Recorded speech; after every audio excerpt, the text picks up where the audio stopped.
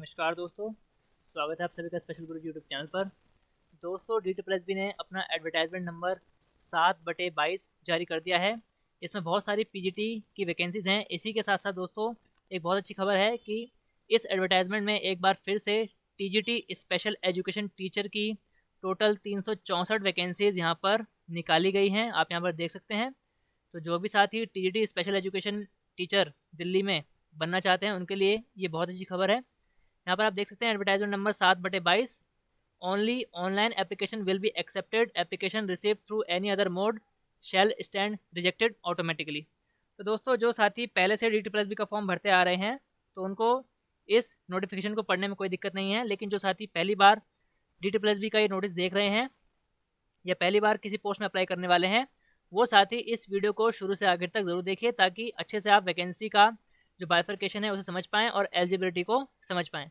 दोस्तों form apply करने की जो डेट है, जो शुरुआती डेट है वो है 28 जुलाई 2022 से फॉर्म भरने शुरू होंगे और क्लोजिंग डेट है दोस्तों 27 अगस्त 2022। कौन कौन सी पोस्ट यहाँ पर निकाली गई हैं देख लेते हैं। पोस्ट कोड यहाँ पर दोस्तों 13 से शुरू हो रही है, 13/22। मैनेजर अकाउंट्स यहाँ पर पोस्ट है, deputy manager account, junior labour welfare assistant, store keeper, store attendant, accountant, tailor master, publication assistant. और यहाँ पर पोस्ट कोड है 21/22। तो दोस्तों बहुत अच्छा ये यहाँ पर पोस्ट कोड है, आपको याद करने में आसानी रहेगी। टीजीटी स्पेशल एजुकेशन टीचर का पोस्ट कोड है 21/22। टोटल 364 वैकेंसीज यहाँ पर निकाली गई हैं। आइए देख लेते हैं कौन सी कैटेगरी में कितनी वैकेंसीज हैं। EWS में 36 वैकेंसी हैं, अनरिजर्व कैटेगरी में 131 वैकेंसी है, OBC कैटेगरी में 90 वैकेंसी है, SC कैटेगरी में 75, ST कैटेगरी में 32 वैकेंसी है। दोस्तों टोटल यहाँ पर 364 वैकेंसी निकाली गई हैं। इसके अलावा PWD की जो 16 वैकेंसीज हैं वो UR में से माइनस होकर यहाँ पर लिखी गई हैं, यानी जो ये 131 वैकेंसीज हैं इसमें ये 16 वैकेंसीज इंक्लूड हैं। तो PWD की टोटल 16 वैकेंसीज यहाँ पर निकाली गई हैं। अब बात करते हैं अगली पोस्ट 22/22 पीजीटी म्यूजिक की पोस्ट है। दोस्तों टोटल यहाँ पर एक ही पोस्ट है। पीजीटी फाइन आर्ट्स के लिए टोटल एक पोस्ट है। इसके बाद पीजीटी उर्दू के 3 पोस्ट हैं। और इसी तरीके से दोस्तों पीजीटी की काफ़ी सारी वैकेंसीज यहाँ पर निकाली गई हैं अलग अलग एरिया में। यहाँ पर आप देख सकते हैं पीजीटी कंप्यूटर साइंस 19 पोस्ट हैं, पंजाबी फीमेल 2 पोस्ट हैं, संस्कृत की 21 हैं, इंग्लिश की 13 हैं, इंग्लिश फीमेल की 14 हैं। EVGC की दोस्तों पोस्ट यहाँ पर निकाली हैं, टोटल 19 पोस्ट हैं मेल के लिए। EVGC फीमेल दोस्तों 35 पोस्ट यहाँ पर निकाली गई हैं। तो ये सारी वैकेंसीज है दोस्तों। Candidate must apply online through website DSSB online. तो दोस्तों जो साथी पहली बार DSSB का फॉर्म भरेंगे उनको मैं ये बात बता देना चाहता हूँ कि DSSB का फॉर्म भरने के लिए आपको DSSB ऑनलाइन की वेबसाइट पर जाना होगा और वहाँ पर आपको अपनी एक पर्सनल ID क्रिएट करनी होगी। दोस्तों फॉर्म किस प्रकार भरना है उसके लिए हम एक अलग से वीडियो जल्द ही अपने चैनल पर डालने वाले हैं। जो भी साथी पहली बार DSSB का फॉर्म भरेंगे वो उस वीडियो को ज़रूर देखें ताकि आप फॉर्म भरने में किसी प्रकार की कोई गलती ना करें। क्लोजिंग डेट दोस्तों 27 अगस्त है, रात के 11:59 तक। After which the link will be disabled, the applicants are advise to visit DSSB website current vacancies to check the detailed advertisement and confirm their eligibility for the above vacancies based on recruitment rules of the intending department. The date of conduct of examination will be intimated in due course only through website of the board. तो अब बात करते हैं दोस्तों eligibility की। तो दोस्तों यहाँ पर जो सबसे पहले पोस्ट थी मैनेजर की थी। आइए हम सीधा टीचिंग पोस्ट पर चलते हैं दोस्तों।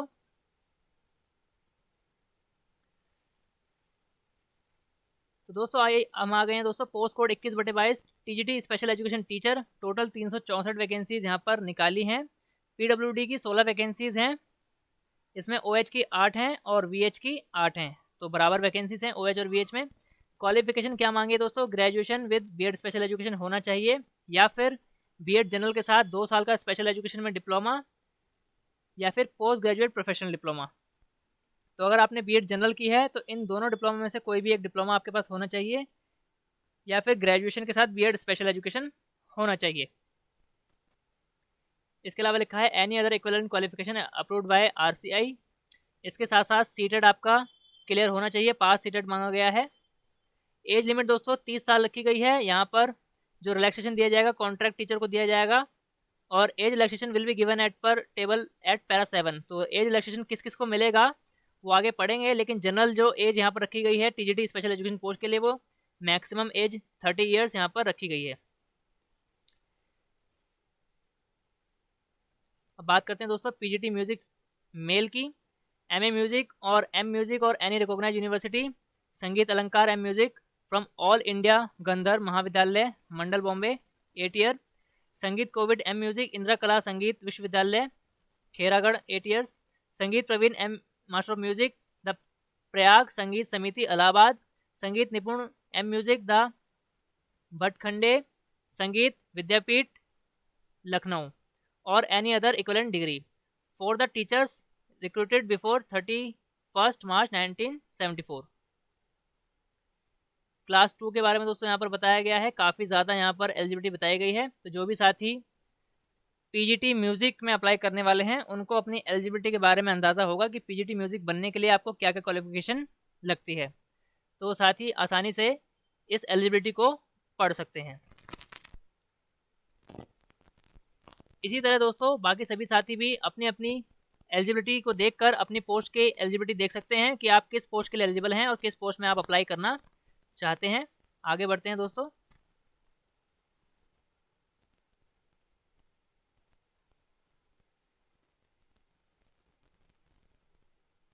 ईवीजीसी की क्वालिफिकेशन देख लेते हैं दोस्तों। Educational and vocational guidance counsellor male की पोस्ट है दोस्तों, टोटल 19 पोस्ट हैं। ईडब्ल्यूएस की 11 है, यूआर की 4, ओबीसी की 3, एससी की 0 और एसटी की 1। क्वालिफिकेशन एसेंशियल रखी गई है master degree in psychology from a recognised university with diploma in guidance and counselling from a recognised university. ये दोनों चीज़ें आपके पास होनी चाहिए, तभी आप इस पोस्ट में एलिजिबल माने जाएंगे। डिजायरेबल रखा गया है दोस्तों 1 year experience in guidance and counselling in a central और स्टेट और union territory government institution public sector undertaking. तो दोस्तों ये डिजायरेबल है, एसेंशियल नहीं है। अगर आपके पास एक्सपीरियंस नहीं है तब भी कोई दिक्कत वाली बात नहीं है। ईवीजीसी पोस्ट के लिए दोस्तों age limit not exceeding 30 years यहाँ रखी है, यानी मैक्सिमम एज 30 साल रखी गई है। और जो रिलैक्सेशन दिया जाएगा पैरा 7 के हिसाब से दिया जाएगा और कॉन्ट्रैक्ट टीचर को मैक्सिमम 5 साल का रिलैक्सेशन दिया जाएगा उनकी सर्विस के हिसाब से। और यही क्वालिफिकेशन दोस्तों पोस्ट कोड 36/22 ईवीजीसी फीमेल के लिए है। ईवीजीसी फीमेल में 35 वैकेंसी हैं, ईडब्ल्यूएस की 9 है, यूआर की 24, ओबीसी 0, एससी 0, एसटी 2। इसमें पीडब्ल्यूडी ओएच की 1 वैकेंसी है दोस्तों, सिर्फ और सिर्फ 1 वैकेंसी। इसकी भी क्वालिफिकेशन वही रखी गई है जो मेल की रखी गई है। एज लिमिट दोस्तों फीमेल के लिए भी यहाँ पर 30 साल रखी गई है और जो रिलैक्सेशन दिया जाएगा वो पैरा 7 के हिसाब से दिया जाएगा। अभी हम रिलैक्सेशन के बारे में आगे देखेंगे दोस्तों। हाउ टू अप्लाई, दोस्तों यहाँ पर कुछ बातें लिखी हैं। अप्लाई कैसे करना है, जो साथी पहली बार DSSB की किसी वैकेंसी में अप्लाई करेंगे उनके लिए हम एक अलग से वीडियो बनाएंगे कि आपको किस तरह से अपनी पर्सनल आईडी बनानी है और किस तरीके से किसी पोस्ट में आपको अप्लाई करना है। तो अप्लाई करने से पहले ज़रूर वो वीडियो देखिए ताकि आप एप्लीकेशन फॉर्म भरते समय किसी भी प्रकार की गलती ना करें, क्योंकि एक बार गलत इन्फॉर्मेशन अगर आपने भर दी तो आपका सिलेक्शन होने के बाद भी आपके रिजेक्शन के चांस बन जाते हैं, क्योंकि आपका एप्लीकेशन फॉर्म ही फाइनल होता है। यहाँ पर आप देख सकते हैं once online application form is submitted no request for change correction modification including change of category will be entertain or allowed any under any circumstances. तो यहाँ पर बोला गया है कि एक बार आपने फॉर्म सबमिट कर दिया, पेमेंट कर दी, तो आपको उसमें मॉडिफिकेशन करने की किसी भी प्रकार की कोई भी चांस यहाँ पर नहीं दिया जाएगा। एप्लीकेशन फीस और मोड ऑफ पेमेंट दोस्तों 100 रुपये फीस रखी गई है यहाँ पर। वुमेन कैंडिडेट्स और candidate belonging to schedule caste, schedule tribe, PWD, ex serviceman category are exempted from paying application fees. तो जनरल कैटेगरी के सभी साथियों के लिए जो फीस रखी गई है 100 रुपये रखी गई है। इसके अलावा सभी कैटेगरी की वुमेन कैंडिडेट्स के लिए फॉर्म फ्री है। एससी कैटेगरी के लिए फॉर्म फ्री है, एसटी कैटेगरी के लिए और पीडब्ल्यूडी कैटेगरी के लिए और इसके साथ साथ एक्स सर्विसमैन के लिए बिल्कुल भी फीस नहीं रखी गई है, फॉर्म फ्री है।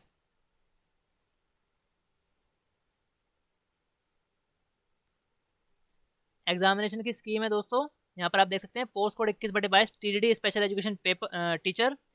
2 घंटे का टाइम मिलेगा, 200 क्वेश्चन आएंगे दोस्तों एमसीक्यू, टोटल 200 मार्क्स का पेपर होगा। पार्ट ए और पार्ट बी। पार्ट ए में दोस्तों आपको 5 सेक्शन मिलेंगे, general awareness, general intelligence and reasoning ability, arithmetic और numerical ability, test of Hindi language and comprehension, test of English language and comprehension. तो प्रत्येक सब्जेक्ट में दोस्तों आपको 20 क्वेश्चन मिलेंगे और हर क्वेश्चन 1 मार्क का होगा। टोटल 100 क्वेश्चन आपको पार्ट ए में देखने को मिलेंगे। इसके अलावा पार्ट बी दोस्तों सब्जेक्ट स्पेसिफिक होता है, यानी स्पेशल एजुकेशन टीचिंग मेथोडोलॉजी से रिलेटेड सही प्रकार के क्वेश्चन आपको 100 क्वेश्चन मिलेंगे पार्ट बी में। टोटल 200 मार्क्स का पेपर होगा और 2 घंटे का आपको समय दिया जाएगा। इसके अलावा बाकी सभी पोस्ट कोड के साथ यहाँ पर एग्जामिनेशन की स्कीम लिखी हुई है। For applicants of post code 13/22, 18/22, 20 और 36/22 the mandatory minimum qualifying marks in tier 1 examination will be applicable only in respect of section B, which is domain subject specific. There will not be any minimum qualifying marks in section A. दोस्तों इन सभी post code के लिए section A में minimum qualifying marks की category यहाँ रखी नहीं गई है। However combined aggregate marks of both section A and B will be record for preparing the final merit list. तो पार्ट ए और बी की मिलाकर टोटल यहाँ पर मेरिट लिस्ट बनाई जाएगी। इसके अलावा दोस्तों यहाँ पर नेगेटिव मार्किंग रखी गई है 0.25 मार्क्स की, यानी अगर आप एक क्वेश्चन सही करते हैं तो आपको 1 मार्क्स मिलेगा। इसके अलावा एक क्वेश्चन गलत करने पर आपका जो 1/4 मार्क्स है 0.25 मार्क्स वो कट कर लिया जाएगा।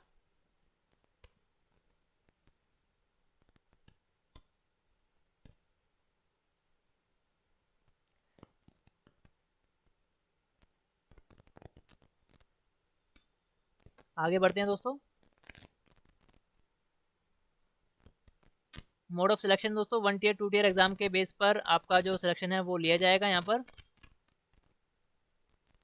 The board in order to achieve qualitative section to the recruit the best talent available has fix the following minimum qualifying marks. तो minimum qualifying marks part A और पार्ट बी में जो board ने select कर रखे हैं सभी category के लिए, कैटेगरी वाइज यहाँ लिखा है। जनरल और EWS के लिए 40% मार्क्स कम से कम लाना है।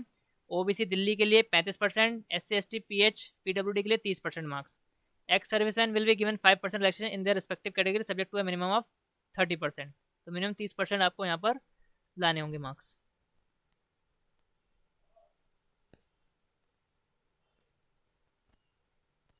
आगे बढ़ते हैं दोस्तों।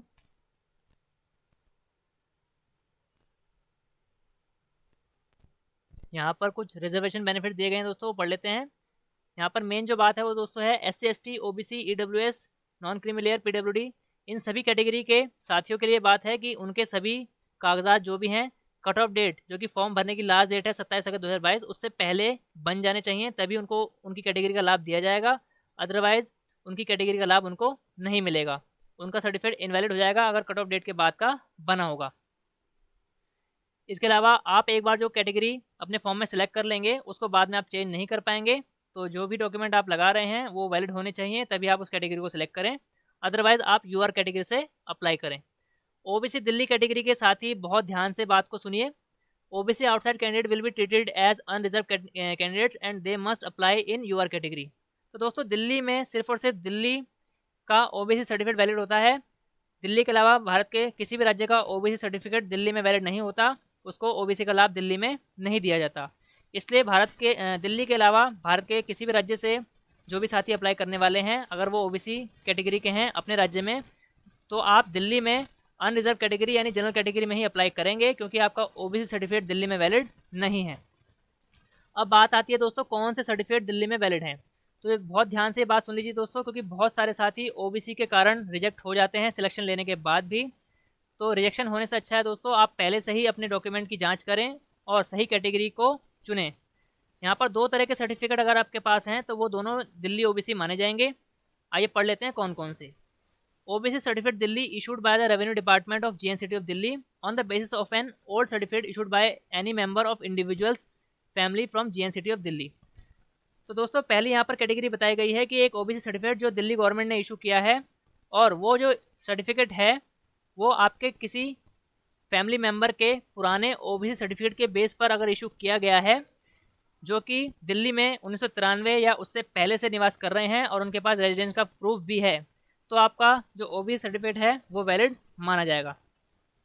एक बात ध्यान रखिए दोस्तों, डॉक्यूमेंट वेरिफिकेशन जब किया जाता है तो दिल्ली गवर्नमेंट द्वारा OBC सर्टिफिकेट की जांच करते समय आपका या आपके परिवार के उस मेंबर का 1993 या उससे पहले का दिल्ली में रहने का रेजिडेंस प्रूफ देखा जाता है। अगर रेजिडेंस प्रूफ नहीं दिखा पाते हैं तो आपको OBC कैटेगरी का लाभ नहीं मिलता और आपका कैंडिडेट भी रिजेक्ट किया जा सकता है। दूसरा यहाँ पर जो सर्टिफिकेट कैटेगरी बताई गई है पढ़ लेते हैं। OBC certificate issued by a competent authority outside Delhi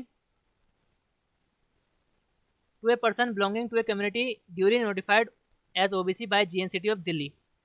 तो दोस्तों अगर आपका जो ओबीसी सर्टिफिकेट है वो दिल्ली के अलावा किसी बाहर के राज्य से इशू है, लेकिन आपकी जो ओबीसी कैटेगरी है वो जीएनसीटी दिल्ली में ओबीसी के अंदर नोटिफाइड है, तो भी वो सर्टिफिकेट वैलिड माना जाएगा। अगर वो मान लीजिए आपका ओबीसी सर्टिफिकेट उत्तर प्रदेश का है तो भी वो सर्टिफिकेट दिल्ली में वैलिड माना जाएगा, लेकिन कब माना जाएगा ये पढ़ लेते हैं। This certificate should have mandatorily been issued on the basis of OBC certificate issued by Government of NCT of Delhi to a family member of the concerned person who had been residing in Delhi before 8 सितंबर 1993। दोस्तों मान लीजिए आपका OBC certificate UP government ने बनाया है, लेकिन वो certificate आपके फैमिली मेंबर जो कि दिल्ली में रहते थे उनके ओबीसी सर्टिफिकेट के बेस पर यूपी गवर्नमेंट ने आपका ओबीसी सर्टिफिकेट बनाया है, और उसमें ये बात मेंशन है कि आपका ये सर्टिफिकेट आपके फादर के या फिर आपके जो पैटर्नल रिलेशन में चाचा ताऊ या दादा के ओबीसी सर्टिफिकेट के बेस पर बनाया जा रहा है जो कि दिल्ली के निवासी हैं, तो वो यूपी का सर्टिफिकेट दिल्ली में वैलिड माना जाएगा। इसके साथ साथ जिसके सर्टिफिकेट के बेस पर आपका ओबीसी सर्टिफिकेट बना है उनके पास 1993 जो यहाँ पर डेट लिखी है 8 सितंबर 1993 या उससे पहले का रेजिडेंट प्रूफ होना चाहिए, क्योंकि डॉक्यूमेंट वेरिफिकेशन में रेजिडेंट प्रूफ देखा जाता है, तो ये ओबीसी सर्टिफिकेट वैलिड माना जाएगा। इसके अलावा कोई भी ओबीसी सर्टिफिकेट दिल्ली में वैलिड नहीं माना जाएगा। तो ऐसे सभी साथी बिना किसी शंका के आप यूआर कैटेगरी में अप्लाई करें और यूआर कैटेगरी के हिसाब से ही अपनी तैयारी करें, क्योंकि अगर आपने गलत ओबीसी सर्टिफिकेट लगाया तो सिलेक्शन होने के बाद भी आपको रिजेक्ट कर दिया जाएगा। अब पढ़ लेते हैं दोस्तों age relaxation. Category wise age relaxation है दोस्तों। SC/ST को 5 साल का है, ओबीसी 3 साल, पीडब्ल्यूडी 10 साल, पीडब्ल्यूडी प्लस SC/ST को 15 साल है, पीडब्ल्यूडी प्लस ओबीसी 13 साल। डिपार्टमेंटल जो कैंडिडेट्स हैं दोस्तों, other than regular government servant with at least 3 year continuous service, these instructions are applicable only to central government civilian employees and employees of all department, autonomous and local bodies, government of NCT of Delhi.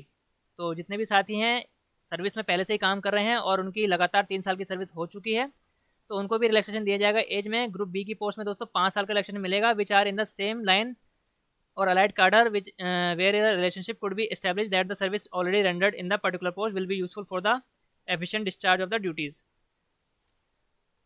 तो दोस्तों मान लीजिए आप दिल्ली में primary teacher की post पर पिछले 10 साल से या 3 साल से ज़्यादा से काम कर रहे हैं और आपकी एज 30 साल से प्लस हो गई है और आप टीजीटी या पीजीटी में अप्लाई करना चाह रहे हैं, तो आप एलिजिबल हैं क्योंकि आप टीचिंग की ही पोस्ट में पहले से काम कर रहे हैं। तो ये जो रिलैक्सेशन है डिपार्टमेंटल कैंडिडेट्स के लिए, ये उन्हीं कैंडिडेट्स के लिए एप्लीकेबल होगा जो उसी रिलेटेड पोस्ट में पहले से काम कर रहे हैं। उन दोनों पोस्ट के बीच रिलेशन स्टैब्लिश होना ज़रूरी होगा दोस्तों। इसके अलावा मेरिटोरियस स्पोर्ट्स पर्सन, इनको 5 साल का इलेक्शन दिया जाएगा, 10 साल फॉर SC/ST, 8 साल for OBC. Ex serviceman group B and C, period of military service plus 3 years का यहाँ पर रिलैक्सेशन दिया जाएगा। डिजेबल्ड डिफेंस सर्विस पर्सनल 45 साल का relaxation, 50 year for SC/ST, 48 year for OBC. तो मैक्सिमम एज यहाँ पर बताई गई है 45 साल, 50 साल SC/ST के लिए और 48 साल ओबीसी के लिए। Widows, divorce women judicially separated who are not remarried, तो इनके लिए ग्रुप सी की पोस्ट में 35 ईयर्स का यहाँ पर रखा गया है यूआर कैटेगरी के लिए, और SC/ST के लिए 40 साल और ओबीसी के लिए 38 साल। तो कुछ इस तरीके से यहाँ पर रिलैक्सेशन दिया जा रहा है दोस्तों।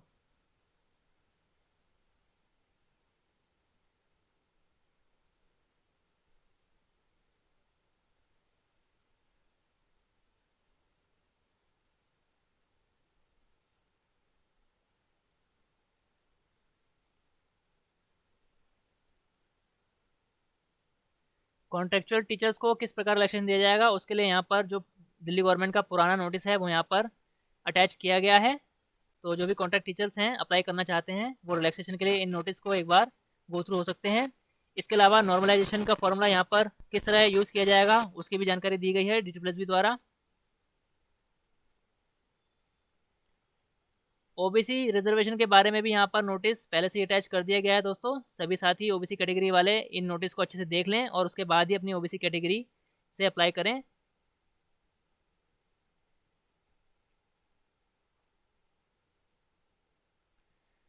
तो दोस्तों ये था एडवर्टाइजमेंट DSSB का एडवर्टाइजमेंट नंबर 7/22, जिसमें काफ़ी सारी पीजीटी की वैकेंसीज़ हैं। नॉन टीचिंग वैकेंसीज़ हैं और इसी के साथ साथ टीजीटी स्पेशल एजुकेशन टीचर की भी 364 वैकेंसीज यहाँ पर निकाली गई हैं।